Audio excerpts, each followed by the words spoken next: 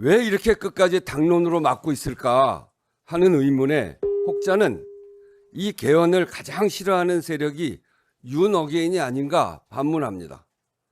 아직 국민의힘 지도부가 윤 어게인에 묶여 있다는 지적도 있습니다. 장동혁 대표님, 정말 그런 것입니까? 그래서 정말로 묻지 않을 수 없습니다. 진짜 반대하는 이유, 39년 만에 찾아온 개헌 기회를 무산시켜 국민의힘이 얻고자 하는 게 무엇입니까?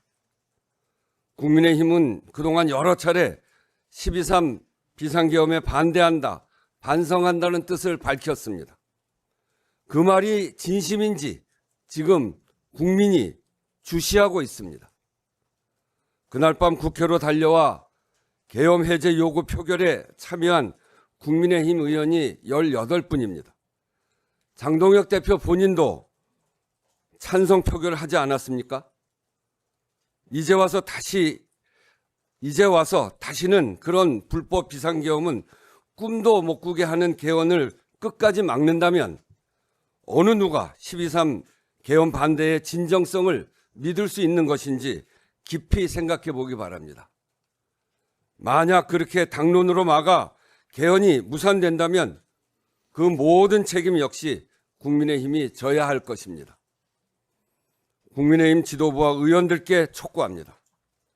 최소한 국민의힘 의원들이 자기 양심과 소신에 따라 본회의장에서 개헌안에 투표할 수 있도록 해야 합니다. 부마 민주항쟁과 5.18 민주화운동 정신 계승, 계엄에 대한 국회 통제 강화, 지역균형 발전에 대한 국가 책임 명시에 대다수 국민들이 찬성하고 있습니다. 민심이 모여있는 개헌을 당론으로 막아서고 당론이라는 이름으로 개헌안 투표가 포기되어서는 안 됩니다. 여러 차례 사과도 하고 절윤선언도 했지만 국민들이 그 진정성을 믿지 못하는 이유는 그 이후에 보인 태도 때문이 아니겠습니까? 지금 예상되는 대로 본회의장에 들어오지 않고 개헌을 무산시키는 국민의힘을 보고 어느 누가 국민의힘이 과거를 반성했다고 생각할 수 있겠습니까? 2024년 12월 7일 텅 비어있던 국민의힘 의석처럼 결국 그 모습이 역사에 기록될 것입니다. 이번 개헌에 동참하는 것이 내란 프레임에서 벗어나 건강한 보수정당으로 거듭나는 길이라고 저는 생각합니다.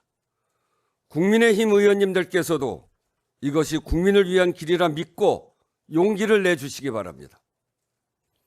헌법 개정안 발의에 함께한 국회의원들께도 요청합니다. 적극적으로 나서 주십시오.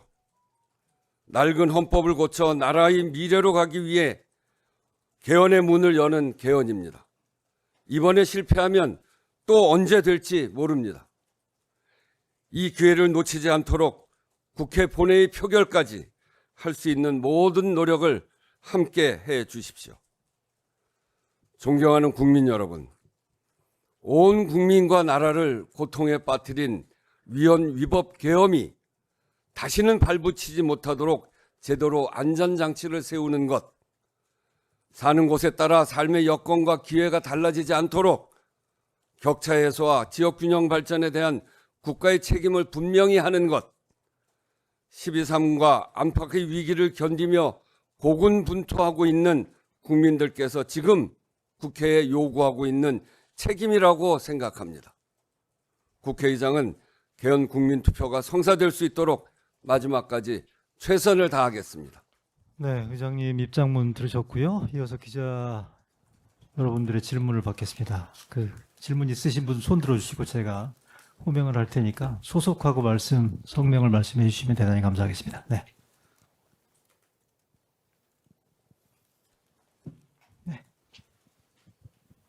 네, 안녕하세요. 국민일보 윤예솔입니다.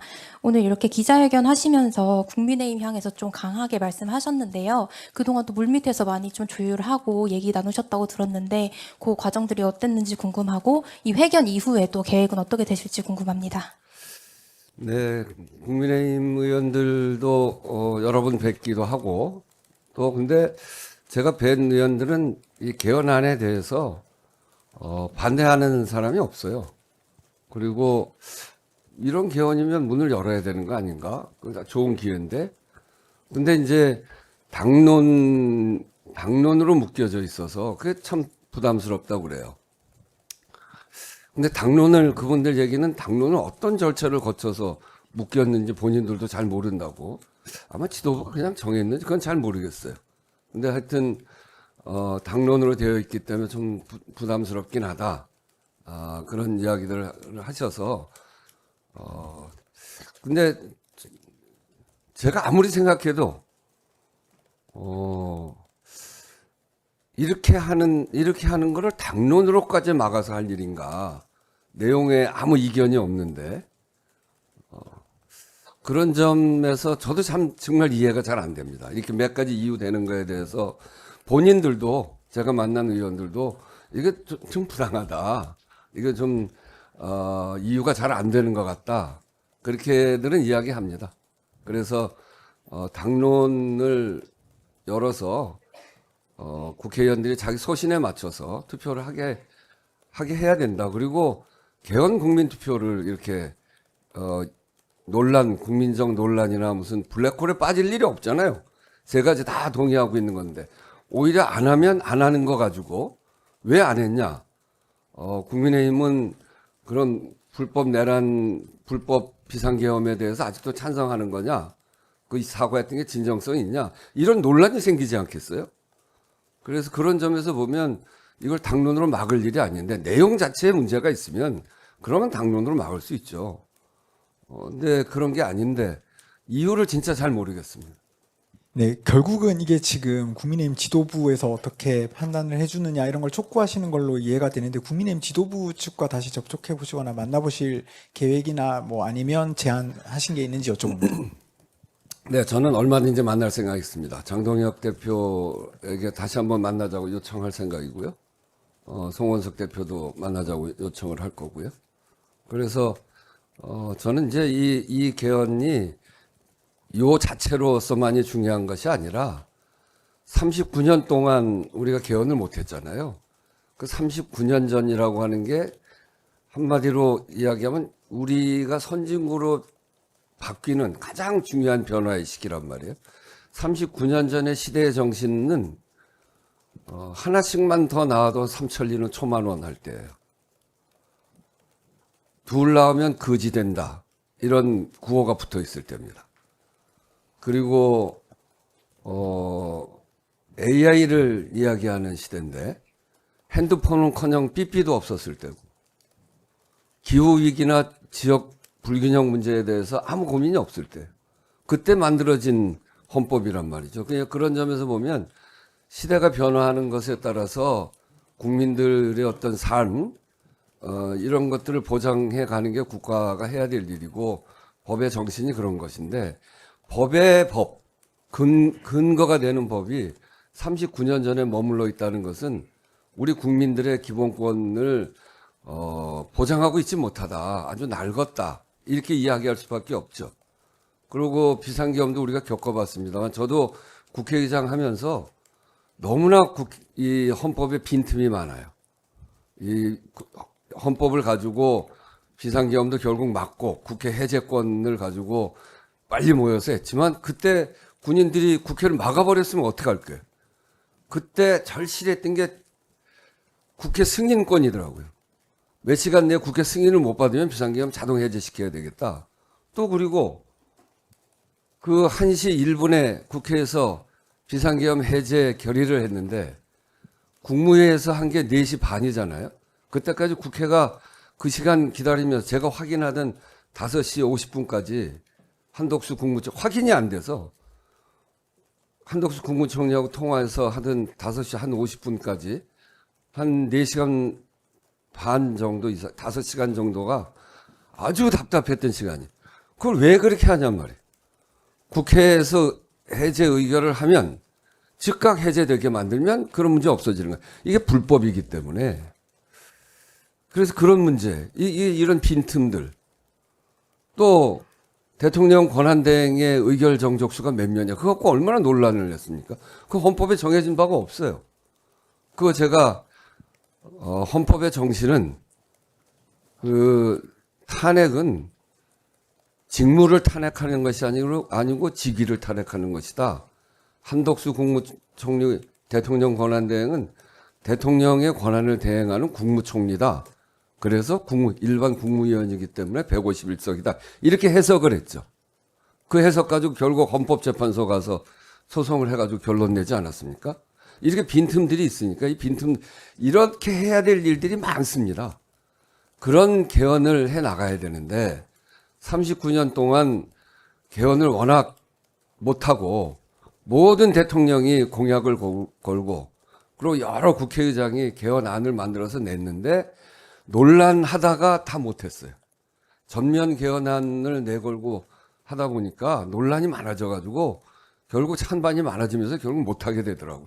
그게 39년 동안 걸린 이유입니다. 그래서 이번에는 이런 무수하게 많은 국민의 기본권까지를 포함해서 무수하게 많은 개헌을 해 나가기 위해서 국민들이 개헌은 되는구나 이런 느낌을 갖고 그렇게 되면 개헌 가지고 많은 논의가 벌어지겠죠. 그런 논의 속에서 풀어나가면 되는 거니까 이번에는 국민들이 완전히 동의하고 반론이 없을 내용만 딱 추린 겁니다. 그것도 비상계엄을 하고 나서 불법 비상계엄을 겪고 나서 정말 국민들이 혼란을 겪었는데 그것도 대비하지 못하게 된다면 어떻게 해야 되겠어요? 최소한 그거는 해야 될 거 아닙니까? 전두환이 1980년 비상계엄을 확대해서 했는데 2024년에 그 전두환 대통령이 감옥도 가고 처벌을 다 받고 역사의 심판을 받고 엄중한 심판을 받았음에도 불구하고 이게 44년이 되니까 또 이상한 그런 비슷한 사람이 나와서 비상계엄을 했죠. 이거 요번에 손 고쳐놓지 않으면 개헌 가지고 맨날 논란하다가 20년 후에 이런 일이 생기지 말라는 보장이 또 어디 있습니까? 길이 열려 있기 때문에 가능한 거거든요.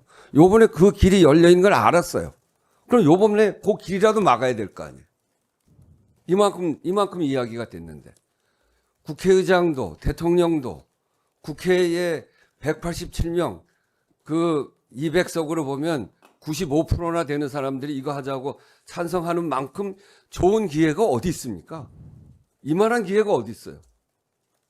그래서 요번에 해야 되는 겁니다. 요번에 못하면 계속 논란만 할 거예요.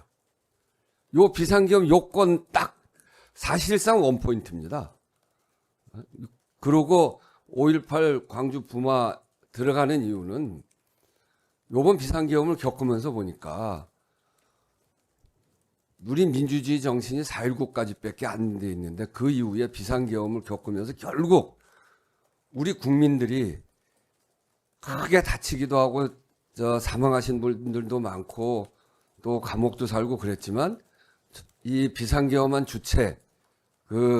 이 주체들을 심판했잖아요.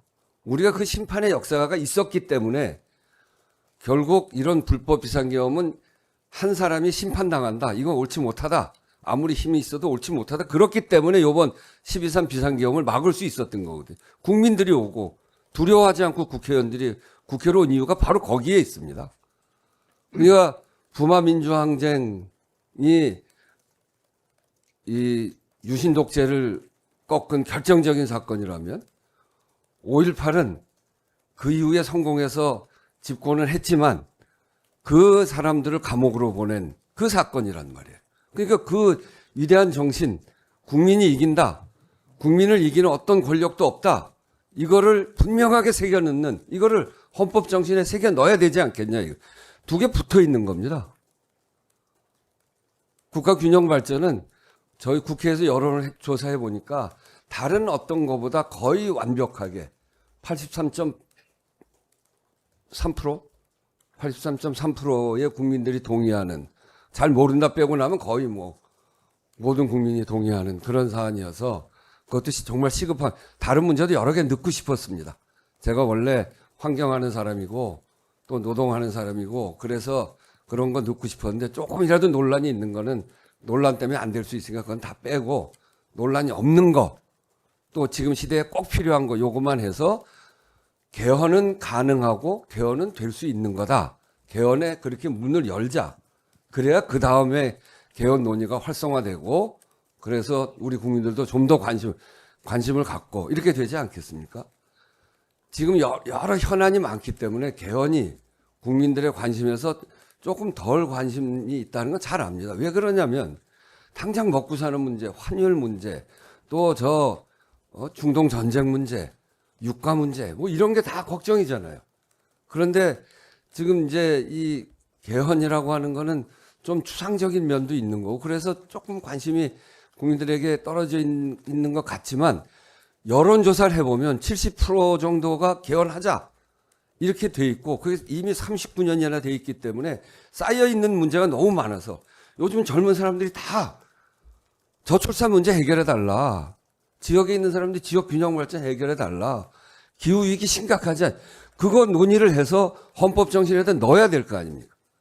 그렇게 넣어서 국가 책임을 강화시키고 해야 되는데, 개헌은 잘 안 되는 거, 이런 생각을 갖고 있기 때문에 개헌 논의가 잘 안 된단 말이에요. 그래서 그 개헌의 문을, 이 시급한 과제를 가지고 열자고 이걸 반대하는 사람들이 어디 있습니까? 네, 세계일보 김나연입니다. 그 국민의힘 의원들 따로 만나셨을 텐데 혹시 동참하고 싶다고 밝힌 규모가 어느 정도 되는지, 그 당론으로 묶이지 않는다면 이제 통과 가능성이 크다고 보시는지 여쭙습니다. 그거는 제가 뭐 몇 명 이렇게 얘기할 수는 없고, 여러분 만났는데 많은 분이 그렇게 얘기해요. 여기에 반대할 이유가 없다. 그리고 이것 때문에 오히려 김용태 의원이 그렇게 잘 썼잖아요. 우리가 비상계엄 반대하고 내란이 잘못됐다고 얘기한 건데, 이렇게 해서 확실하게 종지부를 찍자, 이렇게 얘기하는 분들이 계시잖아요. 그런 생각 갖고 계신 분들이 있죠. 근데 이제 당론으로 묶이니까 그 당론이라는 게 그렇잖아요. 그러니까 당론을 묶이니까 많이 부담스러워해요. 그래서 당론을 풀어야 되겠다 이런 생각을 갖는 건데, 이걸 왜 당론으로 묶냐 말이에요. 거기 와서 그날 투표를 안 하면 이 아주 국민적 합의가 높고 지금 꼭 필요한 이 부분에 대해서 결국 투표를 안 했다. 그게 본인들한테 닥쳐져 있는 여러 가지 문제들을 해결하는 데 도움이 될까요? 결국 12.3 비상계엄이 불법한 비상계엄이고 그 저륜 뭐 이런 이야기까지 하는 분들이 많았는데, 그런 얘기가 다 진정성이 없구나, 이렇게 되지 않겠습니까? 저는 제가 그 국회의장으로서 그 정치를 오래 했던 선배로서도 정말 잘 이해가 안 돼요. 왜 그렇게 택하는지. 네, 한 분만 더 받겠습니다. 네. 네, 의장님, JTBC 이승환입니다. 아까 5월 7일을 그 투표하는 날로 말씀을 주셨는데요. 그날이 정말 이렇게 마지노선인 건지 아니면 조금 더 기한을 이렇게 늘릴 수 있는 건지 궁금합니다. 이 투표는 어떻게 돼 있냐면, 국민투표법에 국회에서 의결하고 국민투표로 붙여진 이래로 30일 이내에 마지막 수요일로 돼 있어요. 그 6월 3일로 맞추기 위해서는 5월 4일부터 5월 10일 사이에 국회에서 표결을 해야 됩니다. 그런데 그 표결은 보통 우리 법안 가지고 표결하면 회기 내에서는 못 하잖아요. 한번 부결되면. 이건 그렇지 않습니다. 안 되면 또 할 수 있고 또 할 수 있고 그렇게 돼 있습니다. 그래서 7일로 일단 정했는데, 그 4일, 5일까지는 휴일이고, 그럼 이제 올라오는 시간도 필요하니까 7일로 정했는데, 그날 안 되면 어떻게 할 거냐 하는 문제는 내일 그 원내대표 연석회의를 통해서 같이 상의를 해볼 생각입니다.